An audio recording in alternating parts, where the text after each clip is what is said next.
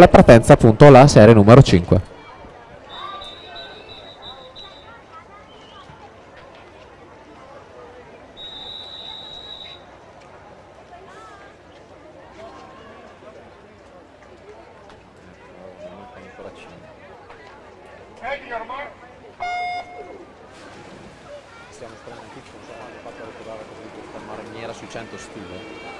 Quarta serie, alla 1 Matteo Barotti, alla 2 Riccardo Pandino, alla 3 David Gadiaga, alla 4 Michael Durkam, alla 5 Filippo Biasini, alla 6 William Micillo, alla 7 Riccardo Arturo Monteriso, alla 8 Massimo Chiaroni.